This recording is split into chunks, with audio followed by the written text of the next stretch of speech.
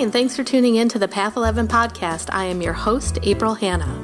At the Path 11 podcast, we are here trying to deliver leading-edge research on consciousness, healing, and metaphysics. And just like you, we are trying to answer the big questions about life. Who are we? Why are we here? And what is our purpose? We hope by listening to our podcast, it will make each day you live on Earth a little easier to understand. And now for today's podcast. Hi, everyone, and welcome to the Path 11 podcast. We have a very interesting show today. We're going to be talking about Arcturian healing, and how I found this guest is quite interesting. It happened one night after a really intense Reiki session that I had with a client of mine, and in came these blue beings that I have worked with over the years.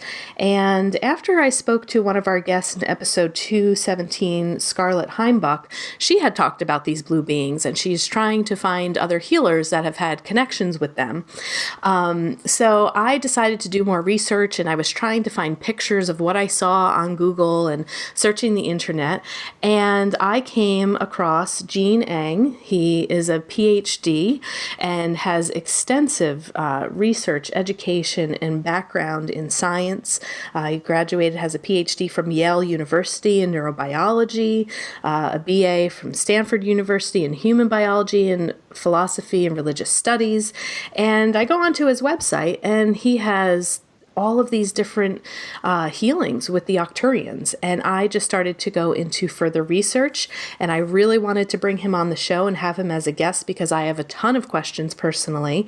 And I know that our listeners just love this type of stuff to talk about. So, Gene, welcome to the Path 11 podcast.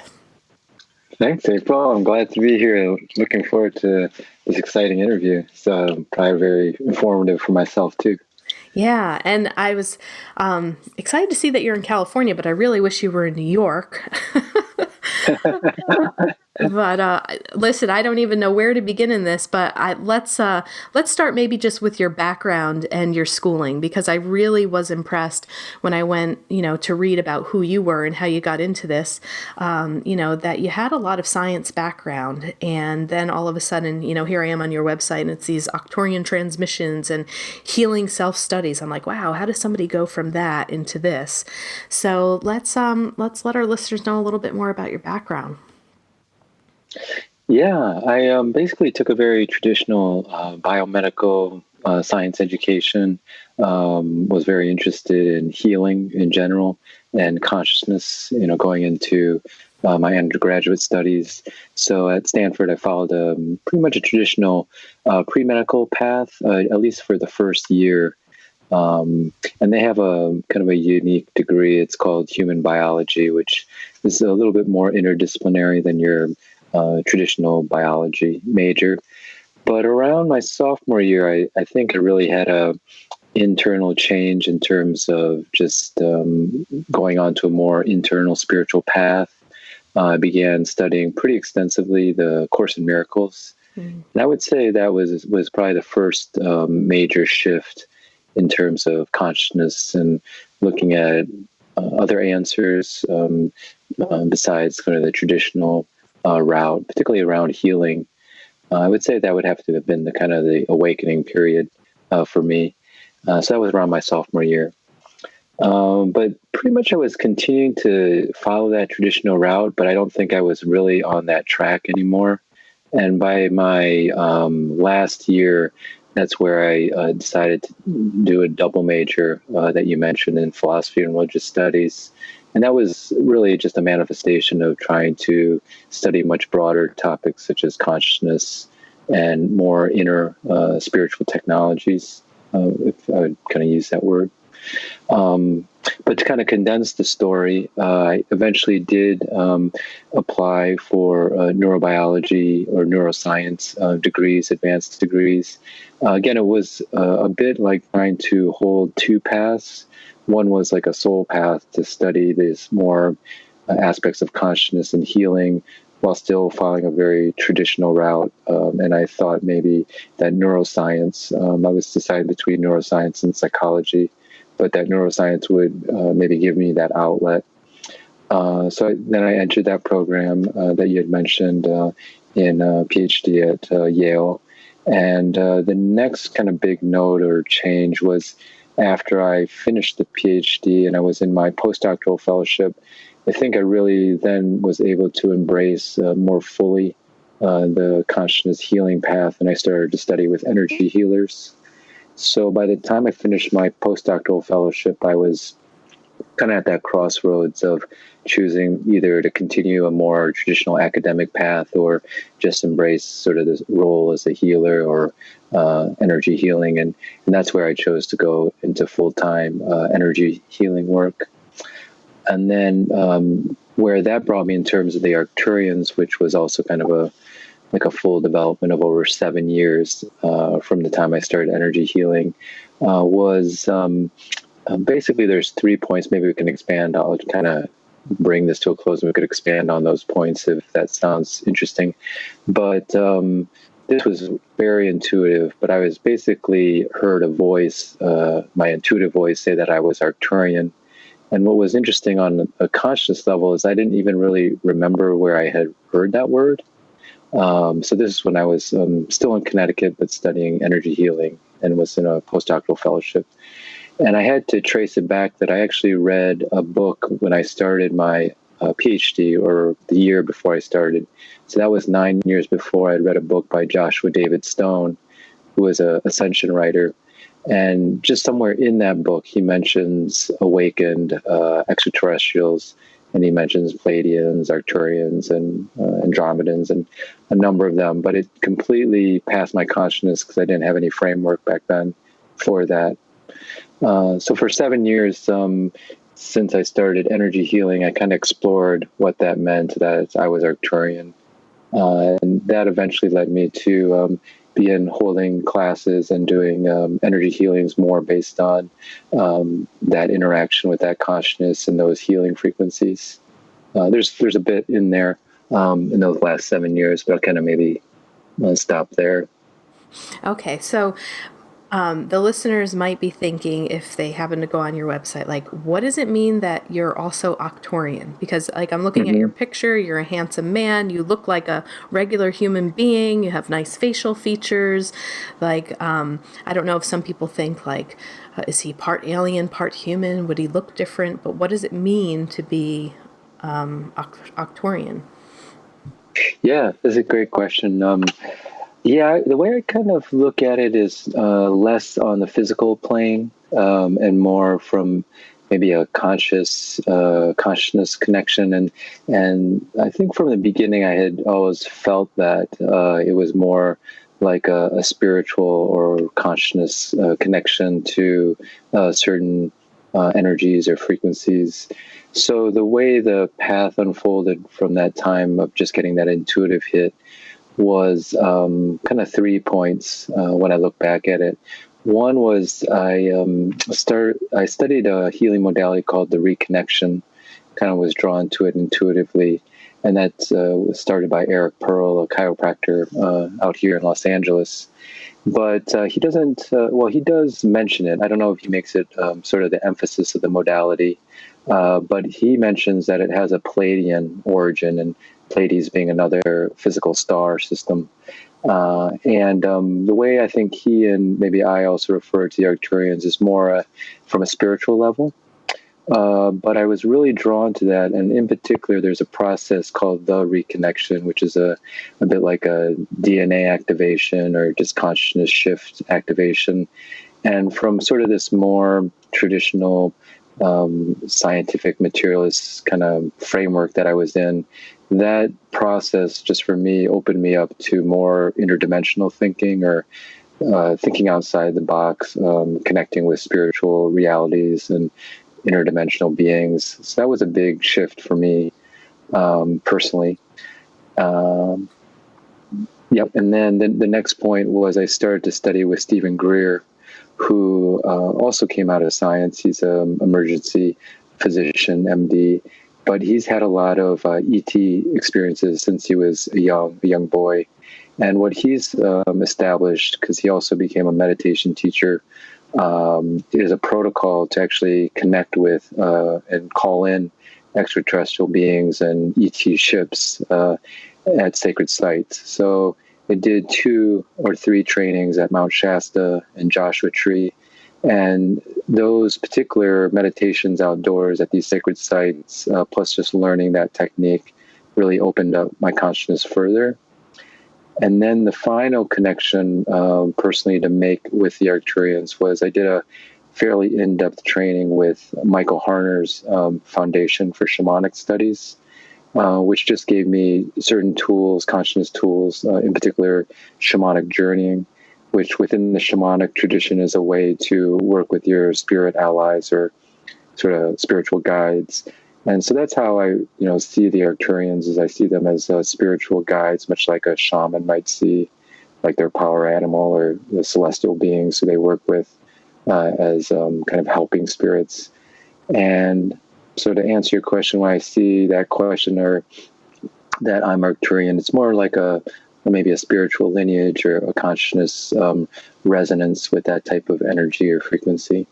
Okay, great. And so when I was doing a little more background research, I saw that Edgar Cayce talked a lot about the Octurians, and I was, trying to do some more research and understanding who they were. And I might be getting this wrong, maybe you can help me, but it said that they are beings connected to the 4th and 5th dimension. Is that correct? Mm-hmm. So can you maybe give a little bit of background about the Octurians? Yeah, that's great. Actually, I hadn't, in that kind of path that I was talking, come across Edgar Cayce's connection to the Arcturians or his readings on them. A very good friend who ended up taking a lot of the classes, who's kind of a Edgar Cayce scholar, so to speak, brought that to my attention, a couple years in. So with the dimensional aspect, I do use a framework of 7 dimensional planes in in teaching the Arcturian healing method.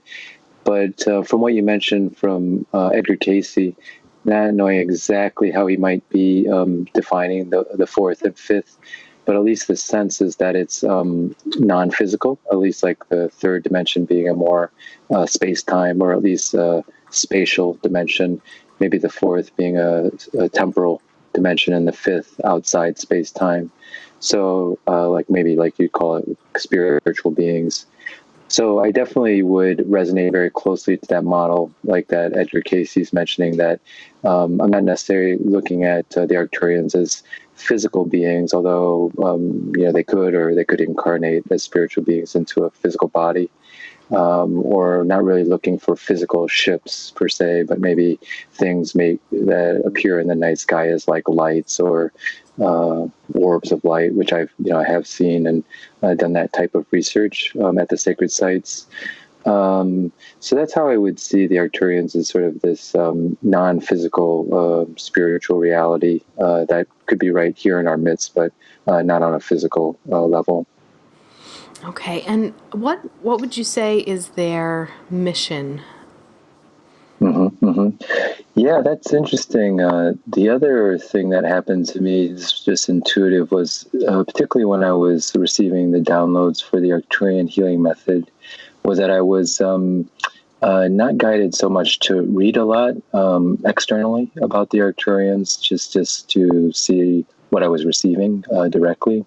But what I found was a lot of what I was receiving was very similar to other people who've become more public about their connection with the Arcturians. Like you mentioned, Edgar Cayce, like Tom Kenyon, some people might know as a famous sound healer who's written a book on the Arcturians.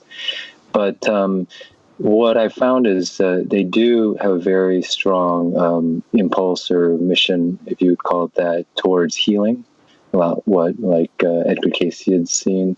And I think that's why I resonated very closely with them, because of that interest or impulse, starting maybe from high school, about being in healing, maybe serving others. And so I think that kind of resonance, I feel very closely with the mission or the purpose of why Arcturians are interacting or finding people, so to speak, who are, also finding them in their meditations or healing sessions, like you mentioned. So I think that's kind of at least either either their main focus or at least a big focus is healing and service. Okay. Now, I know you probably can't really answer this question, but I remember when I was in a pretty deep meditation course for about 5 days, listening to binaural beat music, and with Tom Campbell, who our audience knows pretty well. He's a retired nuclear physicist from NASA and kind of has his own theory of consciousness. And so I, like I said, probably since 2008, 2009, I've had some experience with these blue people. I call them the blue people, or blue aliens, and I did not know that there was Octurian, or I really didn't know much about the different alien species, races, and stuff like that. But when I was in this meditation last year, I felt them in my room kind of working on my body. So I finally just asked, well, who are you? And the word that they gave me were the blue healers. So I know that you may not be able to answer this. Do you think I'm working with Arcturian energy, or is there, from what you know of, maybe another species, race out there of the blue people or the blue healers that also infiltrate healings? Or is this who I'm actually working with? Mm-hmm, mm-hmm. Yeah, it's a good bad or sense that they probably are Arcturian. There are a couple of ways that you could do some internal checks, but I'll just mention some things that kind of resonate or are very similar.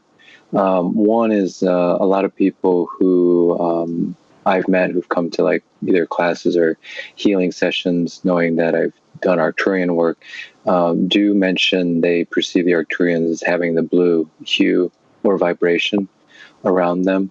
I do see that. People might see other colors too. But blue has been associated with the Arcturians. And like I mentioned, I didn't even really check that personally out of, images on the internet of how the Arcturians had been depicted. Mm-hmm. So that's just been my own internal experience. And the other thing is the fact that it was like within healing, and that you also are a healer. That's another sort of strong resonance with the Arcturians. The other group that I haven't really connected with, so I don't have really any direct personal experience, but I know Corey Good, who's become quite famous or well known, talks about the blue avians, but I don't. So that's another kind of extraterrestrial group that has blue in it, okay. But I haven't really connected to them as much. So I don't know their frequency, but just to mention another blue group, or blue where the blue shows up.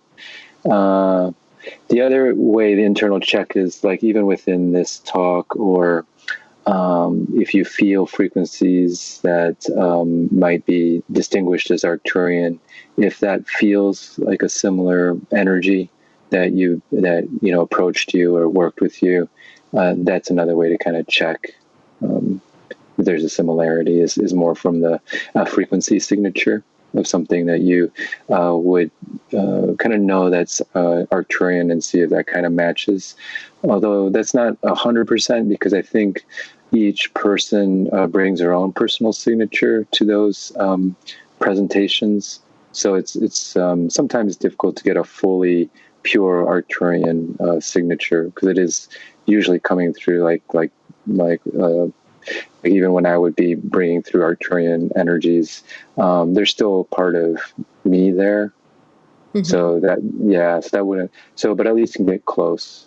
Mm-hmm. Okay. And so another thing that drew me, to your website too, as I was researching it and wanted to reach out to you, is that you have these Octurian transmissions. You also have the Octurian healing method level 1. And I was thinking, well, if these are really, who I'm working with and who I'm seeing, this might be right up my alley as a healer to want to dive in. Like, I really just kind of feel like I've had a handshake with them, and I don't get freaked out when they come in or see them. It's like I work with them enough where I understand their energy, and when they come in, we're kind of all working together, and it's really cool. It's like some of my just like, it's so fun, I guess you could say. Like when they show up during healing session, I'm like, yes, they're here. Because the healing session always seems to be so much, more intense. But like yourself, I really haven't done a ton of research or read a lot on it at all. It's just really been through my own intuitive experience. And some of it, you kind of keeping quiet about it because you're like, who the heck is going to believe me? And was this just my imagination? And, what is all of this about? But I wanted to know a little bit more of what are these Arcturian transmissions about? And maybe then we can go into talking about what this method is that you're teaching. And why would somebody want a transmission? Or would a transmission be something for somebody like me to like go in and download something that can maybe help me with more of this awakening or connection to this energy? Yeah, it's a wonderful question. And even after about a year into this was starting to facilitate or teach the Arcturian healing method, I think at that point, maybe there was like 1 or 2 levels. Right now there's 8. Kind of journeyed or asked Arcturians, like, what's the real reason or a deeper reason for holding the method? And this kind of maybe can help address or answer the question that you're mentioning on a broader scale. And the answer, sort of at least intuitively, or what was inspired inside me, was it's like a physical platform here in the physical, you could call it 3D dimension, where people could connect, not really only with the Arcturians, but more as a place that they could accelerate their own spiritual DNA or development. And secondarily, if they did feel a connection to the Arcturians, they it would be somewhere in the physical world that they could make that connection. But to reemphasize that the connection is really direct to them, like each person kind of has their own direct connection. So some people might feel drawn or helped, maybe is the best term, by receiving like an Arcturian transmission that I facilitated. And that might help them to strengthen that connection or confirm a connection that they have with the Arcturians, but just to reemphasize that the connection is just direct with them, and that they really don't need a middle person or middle man or woman or tool in there, but it might help facilitate that. And then some of the most of the transmissions have a healing theme. So it's that those frequencies would facilitate a certain maybe healing intention based on kind of the description. And that was kind of a secondary purpose for the transmissions. So that's maybe how it could be seen as a tool to help someone on their path. Okay, great. And can you explain a little bit about the Octarine healing method? When I was on there, I was like, wow, learn to shift a condition's dimension to a more optimal one you have on your website. And, the thing that kind of had my head spinning a little bit, create a spin torsion field to manifest or demanifest conditions. So I'm like, whoa, what's that about? So can you describe a little bit more about what this healing method is? So the healing method is inspired by the Arcturians or my connection with them, and I utilized the Arcturian, the shamanic journey to make that kind of inner spiritual connection with them and receive on a more conscious level, I guess in an altered state with the shamanic drumming, the information for each of the levels and the type of frequencies. So it's a bit like a systematic way to almost like categorize different healing frequencies that are brought in or connected with the Arcturians. So people who might be in a healing role who wanted to have other healing frequencies they could use, that would be maybe one purpose of the Arcturian healing method. And then the other one that I mentioned, that's a more general one. Maybe not a person might not necessarily label or see themselves as a healing facilitator, but the method is a kind of a time for people where they could come and be in a certain intense, more accelerated, energetic container, like let's say for the 2 days of the training or more, but to unlock their own spiritual potentials that may or may not have anything to do with kind of the form of healing, but it may be like their particular spiritual path. So I kind of see that as two of the main reasons for the Arcturian healing method. Okay. And are you noticing people that come to you, right? So if you're connected to the Octurians, are there specific physical ailments that you kind of feel is the Octurian specialty, where you have a lot of people coming to you with certain conditions, or maybe there's certain seekers for spiritual healing? I'm just wondering if you're noticing any pattern of people that you see in your practice. A couple, one maybe more relevant, like as a subcategory, but very relevant to the story you shared, and that I'm seeing is the Arcturians seem to be appearing, and very relevant to my own story, seem to be appearing to people in their meditations or healing sessions, and they don't know exactly who they're clairvoyant or sensitive enough to know that there is like a entity or a spiritual being independent of their own self who's like here helping them or just appearing in their meditation that may have the blue color or just something that's characteristic of them. And then later on they find out that they maybe on an internet search that, I think these are Arcturians, and then they find their way to one of my classes. So this it's a when you mentioned your story, I'm like, wow, this is maybe this is there's a trend, and so maybe there's a type of, and what's just really synchronistic was a person when last week when we were going to have the scheduled interview. I was in Singapore actually at the time holding a class, and that's exactly how the person found the class. Was she's a yoga nidra teacher, and during one of her own sessions found these blue beings like peering in to her consciousness space. So I feel like on a more global scale, the reason I bring up the fact that I was outside the United States is on a global scale.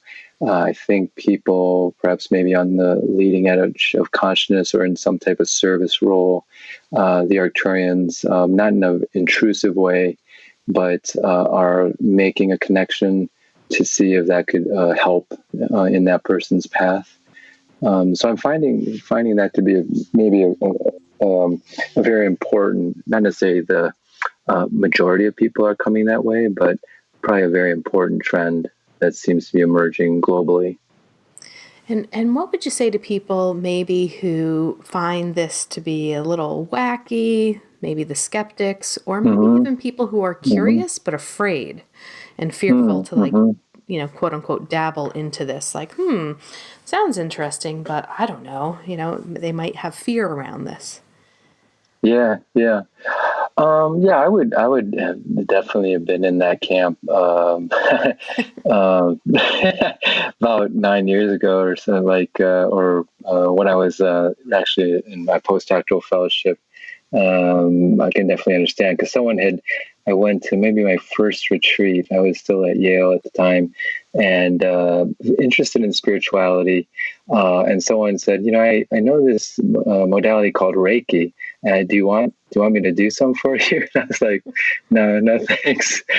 So I mean, I was really a big skeptic. So what I would say maybe to the skeptic is, I think it's good in this day and age to be. I don't know if skeptic is the right term, but discerning. I think that's important, both from someone who might be seasoned in spirituality as well as someone new.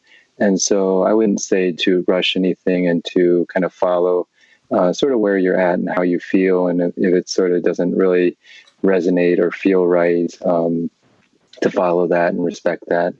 I think to the person who's sort of the second condition, where maybe they're interested, but it does maybe feel like, am I getting into something that maybe is not positive or kind of like you mentioned, scary.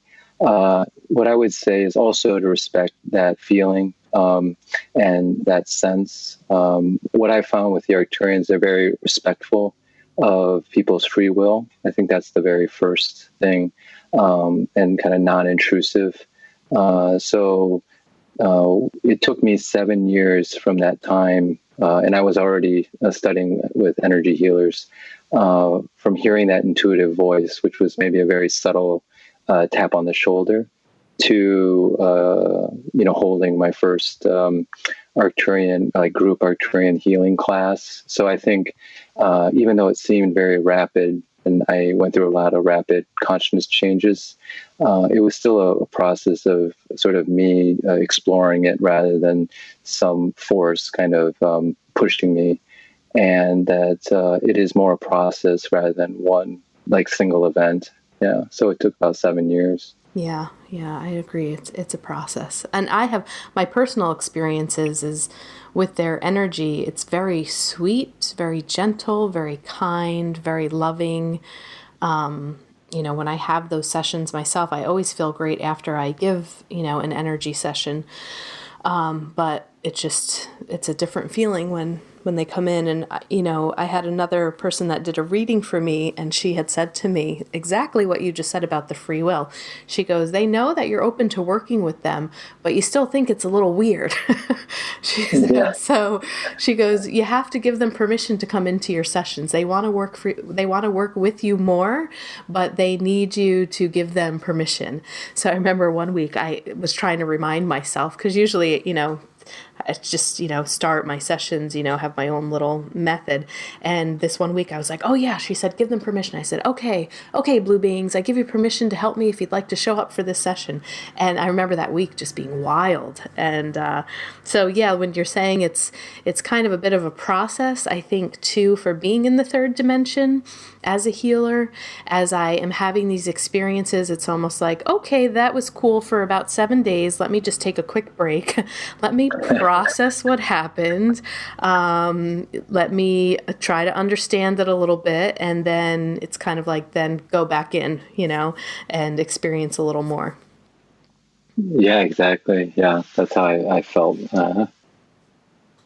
That's awesome. Yeah. And the other thing that I noticed too, and again, I haven't done any real research on this, but you also have when you're learning the method to apply Arcturian symbols, and you can be given a specific Arcturian symbol. Now,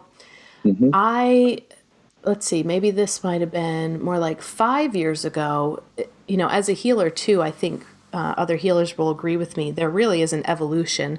And I think some of it is our own, maturity and consciousness, and probably the consciousness system kind of determining, are you ready to have access to this other dimension or to this information? Are you ready to hold it? And I remember about 5 years ago, I started seeing these energy grids around people. And I had no idea what they were, but I'd come home and I would draw them. And I had heard stuff about sacred geometry, but I never read a book on it, and I never researched it, even though I love geometric shapes. And so finally, I did a couple of Google searches. I was like, oh my God, that's exactly what I saw. What is that? So, and I don't know if this is similar to the Octurian symbols, but sometimes when they do come in, I will also see some geometric patterning or shapes. And my experience has been that they kind of work along this grid system. And one very visual thing that I can remember, it was almost as if my client who was on the table, if you were to lay a bunch of really long fluorescent light bulbs over their body, but they were more like lines of energy, but if you can envision it as being like these long fluorescent light bulbs, it was almost as if they were taking out the ones that were blown out and then relighting up and putting new ones in. And then with that, I would also see kind of different shapes that would come in too. So these symbols that you kind of mention on your website here, are they different than sacred geometry, and what's your experience with the symbols? Oh, yeah, that's great. Yeah, I definitely would follow that path. That's fascinating information download you're receiving, and just from my own sense of things. But just a really quick question. Were you familiar with that modality I mentioned, the reconnection? Just as a quick... No. Okay. Well, what's really fascinating is that process that I got called the reconnection that helped me, really shift forward in terms of becoming interdimensional in my I guess outlook or consciousness directly. They do talk about these same. It's actually a process that connects. They call them axiotonal lines. They're like fifth dimensional grid lines in your body. That it's I can give you a reference for that. But that we're connected to a greater grid system of the universe, and they call those lines axial lines. And so that particular process is, maybe it's also, like I said, influenced by the Pleiadian beings, is a way to strengthen those lines, our personal ones, to the greater grid line, so that you can receive more of your own light and information, is the way they kind of phrase it. So that's really cool that you're seeing that directly without, maybe even having known about them. The more to the symbols and the Arcturian influence, I think the way I look at shapes or symbols is as a form of what I call packed information. It's a bit like you could write out sentences, or it could all come down, as PDF files, or you could transfer like millions of PDF files as like a somewhat of immediate like terabyte download from a server. And so that zipped file is more like how I see symbols as packed information. And the Arcturians do work that way. And I found in general, spiritual beings, and if you want to call it classification of star beings, work with a lot of symbols with people as a form of this energy information transfer. And just as a more specific way, I did ask the Arcturians for basically a symbol that would help people like in the class or just in general connect with them more like as a resonance tuner. Mm-hmm. So it's a little bit like a cell phone number. Like if you connect with the symbol, then you're sort of connecting with the Arcturian consciousness. And symbols in general can be used that way to connect with different spiritual beings. I kind of found that out more consciously later, that is a technique that esoteric groups or spiritual practitioners have used to connect with spiritual beings, is through a symbol that's given to them by that spiritual group or being. Great. Good to know. You just gave me a great idea to maybe even just go into my own meditation and ask for that symbol. Mm-hmm. Oh my gosh, I still have so many more questions. So I'm looking at my clock and it says 11:11. So I also, we named our company Path 11 for various reasons of repetition of 11:11, 1:11. I also saw, I think somewhere that I read that the number 11 is connected to them as well. And I know on one of your transmissions you have the Octurian code and it's priced $111. So I was just curious, is there any connection between the number 11 and this energy? Well, that's interesting. I haven't thought of that as a direct connection, although I have had, like you mentioned, a number of events and like the pricing and then the 11:11 is coming up Monday. Which I think is also a full moon, and I happen to organize an online Arcturian transmission that's 11:11. So somewhat subconsciously, without consciously, I just may be resonating also with those numbers. So maybe there is, which is kind of more a beautiful way that it kind of expresses itself on a subconscious level, or just maybe a natural without thinking about it level. There is an association between the Arcturians and the 11 or 1 repeated. But I haven't unpacked that so much consciously as like as a part of the method, let's say, or directly. But it does seem to show up, like you mentioned or pointed out, in the method. All right, well, keep your eyes open for that. Yeah, that's great. So I know you were saying last week you were in Singapore, and I guess this is more of like the business side of me, and maybe you can help me a little bit with this, or maybe the Arcturians have to help me with this, because are you really able to, do you do this full time for a living? And the reason why I ask that is because, I'm a little bit in the midst of that struggle of, having this career, the master's degree, the license in mental health counseling, yet I have this whole other side of me.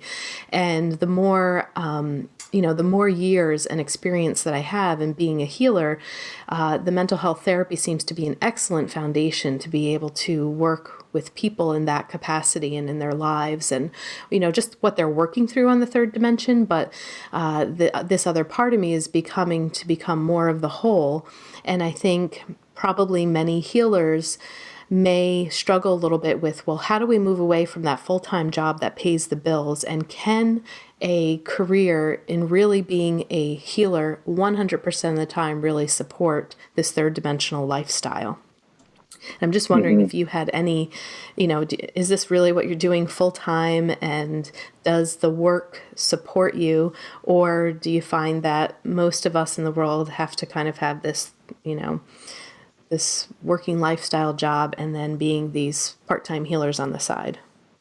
Yeah, it's a great question, and three-dimensional, really here and now question, particularly for healers and light workers to do their service. So I'll just kind of speak from my experience, and see if that might open up some ideas for people, knowing that everyone sort of has their own unique path. I am doing this full time. Let's see, in 2007 or 8, when I had that, I mentioned this choice point between going into either healing or like the more traditional. It would probably have either been another postdoc or like an assistant professorship. I chose to go full time into healing. And so what I found is it did support what I think helps maybe in a really 3D level is where the healing sessions and even the classes don't have to be the main source of income. And what happened naturally is that, and I think it helps with the online internet, is if you can create a product, like you mentioned, those transmissions, right. Or do some, that really comes from you and the energy, and the online capacity of doing sessions or group type work online, or holding your classes online where more people can be reached. That really opened up like a stream of income that then didn't make solely relying on paid hourly healing sessions or even classes, like physical classes, because that has a limit, a cap. Particularly the healing sessions, you can only see so many people a day. Right. Exactly. Whereas, even a low price product that just maybe somewhat takes on, or people really like, could be even like a $5 to $10 ebook. That really opens up a stream of revenue that could really support your your livelihood in this role. Yeah, and that makes a lot of sense too, because part of the shift is that for me, I began to continue to get the message, and I'm continuing to get the message, and that's what I love about this podcast too, is more about how can you serve more people in the same amount of time. It's like you said, if you're doing a one-on-one session, that's one person for an hour or maybe 90 minutes, and here we're speaking for a good hour, and we can reach thousands and thousands of people, and then some, because podcasts, they're out there forever, in this 1 hour, but it can touch so many other people. So I kind of am feeling that call that, there's more people that need the services, but you have to find a way to get it out there outside of the individual sessions. So thank you for answering that, because that just gives me a little more confidence, and like, yep, okay, I'm hearing it. That's what makes sense. So thank you for that. Oh yeah, that's a great question. So as we're kind of wrapping up here, why don't you let our listeners know where they can find your information, your online classes, what you have coming up towards the end of 2019 and moving into 2020? Oh yeah. My website is www.geneang, GENEANG, just one word, .com. And eventually, though, there is a domain, Arcturian healing method, that may be in mid 2020 that will come out. Sort of more just focused on the Arcturian healing method. But there's an events page and some more informative kind of web pages on the geneang.com website. And I do, like you mentioned, I do have some online classes, like in the Arcturian healing method. Like the level 1 is posted there.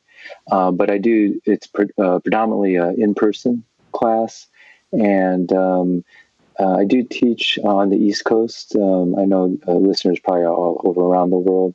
But I do teach on the East and West Coasts, predominantly of the United States, and then have started to travel outside the United States to places like Greece and Switzerland and Russia. And I mentioned someplace in Asia, Singapore. In China. So, so mostly it's that events page. I try to keep that up to date on the geneang.com website. Okay, great. Well, I'm so glad I found you, or they brought me to you, however this happened. I know that my listeners who have been following the podcast for a while know that I get really excited when somebody talks about the blue healers or the blue people. And I've also shared the story a couple of times that really my awakening to it was when I saw the movie Avatar. Because I had been working with this blue energy, blue people, I'll call them. And then when the movie Avatar came out, I said, oh my God, I know that color. That's the color.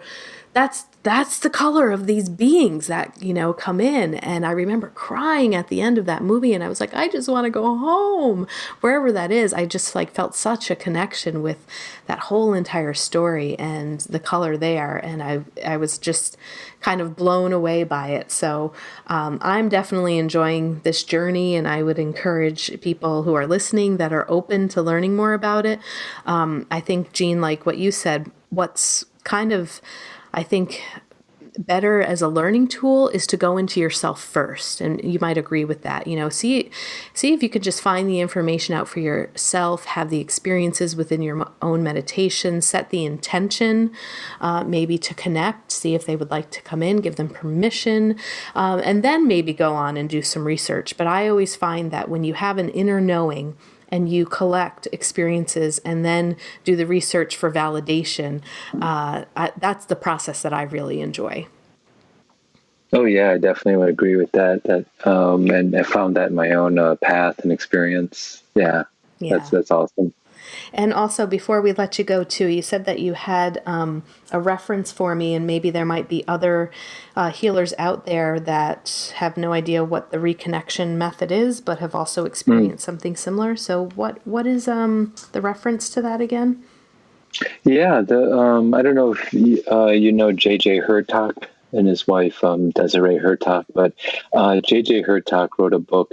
I believe it was published first in the 70s, but it's become a little bit like a Bible for light workers, but it's called the Keys of Enoch, the Book of Knowledge.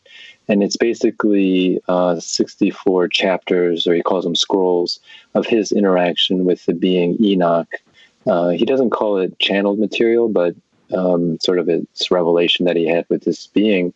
And the reconnection is based on two of those chapters, 314 and 317, just as a reference.